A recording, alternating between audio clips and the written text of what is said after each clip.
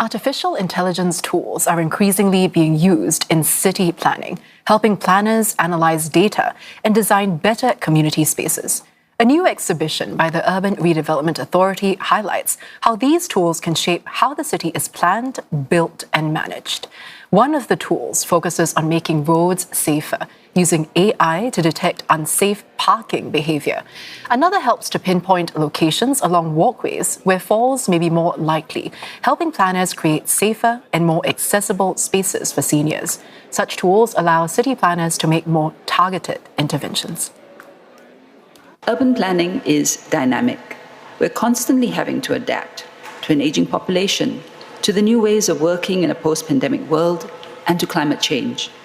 This is where AI can be a powerful partner in planning by helping us move from reacting to anticipating.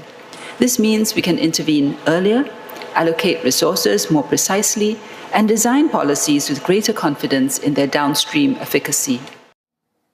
And we have an urban futurist in studio today to take us through what AI means for architecture and city planning.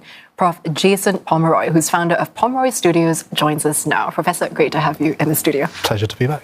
Well, first of all, as an architect yourself, is AI likely to just be a tool for better urban management, or do you think it could completely transform the way we build cities? I think at this point in time, it's a great tool for actually planning and coming up with various different scenarios. Scenario planning to test different ideas, shaping, honing, monitoring the way that we create cities. I don't think we're at the point yet that it's going to be taking over the world, taking over the design profession, the architectural profession. I certainly hope not at this point in time.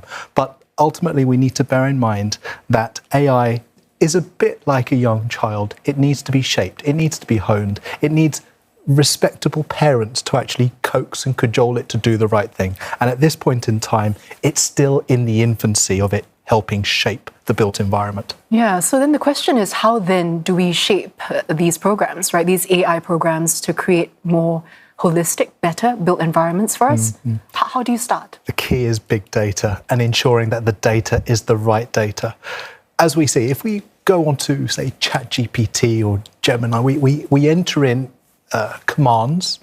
And if we enter in the inappropriate command or not such a well-tailored sentence, we may get not necessarily the greatest responses.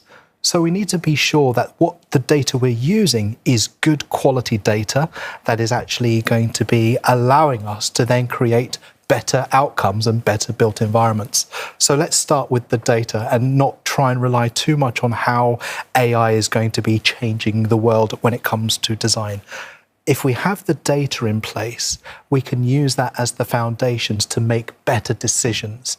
And when we're using that data in real time, that's when we can actually start to see real improvement, whether it's in the infrastructure of our roads and highways, or even the operational efficiencies of our buildings.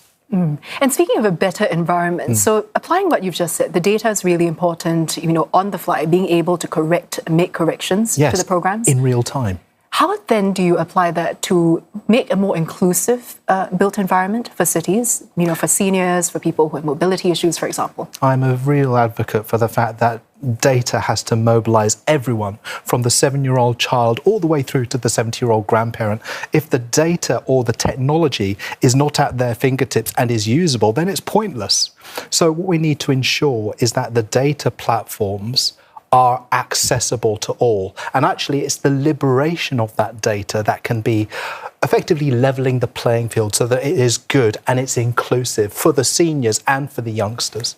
Well, as an architect, I have to ask, in what ways is AI perhaps doing the architect's job a bit better than a human architect? And in what ways is it not really able to replace that human touch? That's a really good question. I mean, I am of the old school generation where I would have a black pen and a sketchbook. And in the analog world, we used to kind of sketch, draw, have drawing boards. But obviously with technology progressing, we then went to various different drawing platforms, digital drawing platforms. Then we had BIM automation. Then you're looking at big data. And we can see that it enhances the efficiencies of how we deliver those projects. clash detection, seeing beams crashing into services pipes, or being able to understand where the faults are before they become reality. This is where the data can really help us. So ultimately, it's not going to make people redundant. It's just going to give us greater capacity to do the right thing. Everybody kind of laments the idea that AI and big data is actually going to be putting young architects out of business. It's not going to be doing that. It's just going to enhance the way that they actually can do their jobs. So they should still be applying for architecture school for certain. Yeah, I want to get into that concern because it is a real one for people getting into the industry. Yeah. How would you advise the approach AI in the architecture industry? How do you use it and harness it to do your work well without fearing that you'll be replaced by it? Yeah, exactly. I mean, there's the moral and ethical story about how you can be entering in commands to a design platform and it's generating a design very, very quickly, which would have taken you hours instead of weeks. So there is naturally that fear that maybe it's going to be making people redundant. But actually, no. If we're able to kind of utilize the software in order to be able to shape designs quicker, it allows us to then be more efficient and get the product to the market quicker. We're effectively not making anybody redundant.